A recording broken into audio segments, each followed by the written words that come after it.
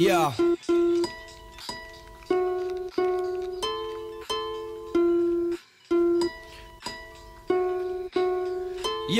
Yeah. It all began once upon a time in an urban slum. Yeah, there was this young fella trying to earn the funds. He never had much cause his mum worked for crumbs, and she had bad lungs due to all the murder she bun. And he was done with being just another rat in the race, on a scabby estate, trapped in the land of the waves. So he's packed up with rage, attitude to rattle a snake, trying to stack up some change in order to plan an escape.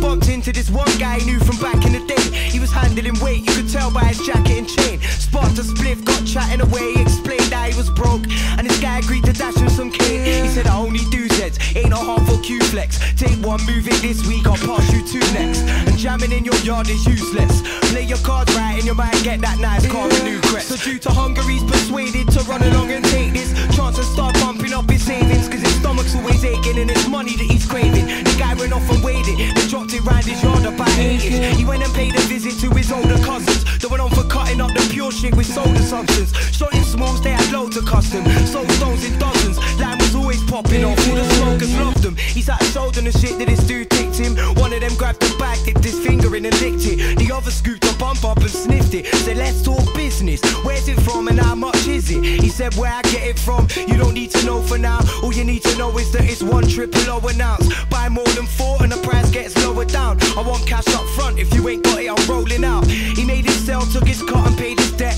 Picked up another 2 and did the fucking same again. Shit, in half a night he made enough to pay his rent. Like it was nothing, man, he's buzzing now, he's up for making bread. Few weeks flying, in the meantime he stacked his peace high, keeping it low-key like only shot into 3 guys. His 2 cousins and this other brother, he's just another seller, another link that his cousin set up. But this guy buys quite a bit, he cops it by the box so it's nice for him. I think he might like to sniff, yeah, he probably likes to smoke too, he's kinda ditch.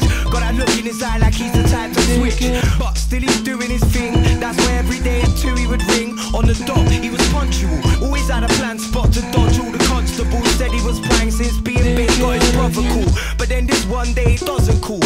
After ordering a key the night before like a fucking fool, he ain't answering his phone, not picking up at all. And this is driving our fella up the wall. So he tries to chill on a zoo and mail up his cousins who might know where the guy is, or at least have the money to grab a bit just so that he ain't sat on it. But they ain't having it, both their phones are off, so our man is pissed. I mean, this ain't just a grammar sniff, this is like more than 30 grand on tick, and he was supposed to handle it. So he rang his link to explain the situation. He was trying to sugarcoat it cause he isn't patient. He said it's alright, I'll give you a fortnight, but only if you do a little job for me before. Fine, he just had to drop a package off at this crackhead spot, which was a minor to ensure the guy was backing off. So he made a move and was well on his way when 2 shifty looking brothers in baddies turned up to take his food. He wasn't giving in but they just kept on hitting him. One was kicking him, the other grabbed the bag and grinned at him. He recognised his teeth, it was the guy that buys the keys. The other must have been one of his cousins, Michael Lee. He shouted, are you gonna switch and turn or slide on me? We were family, you lived off your shitty workers life with me. He got up and got dropped with a flying tiger knee. While he's winded trying to breathe, they up in the ride and leave. Man, he's angry now, stumbling home, wondering what's that about. 40 grand in debt and he ain't never had a bank account. Mad at the fact that he's just had his back stabbed by his own flesh and blood, ready to snap back. He arrives home to find his flat smashed, ransacked, had his stash jack, nice telly and his cash stack. He switched and grabbed the biggest bait he could find, then headed to his cousin's yard with a look of rage in his eye.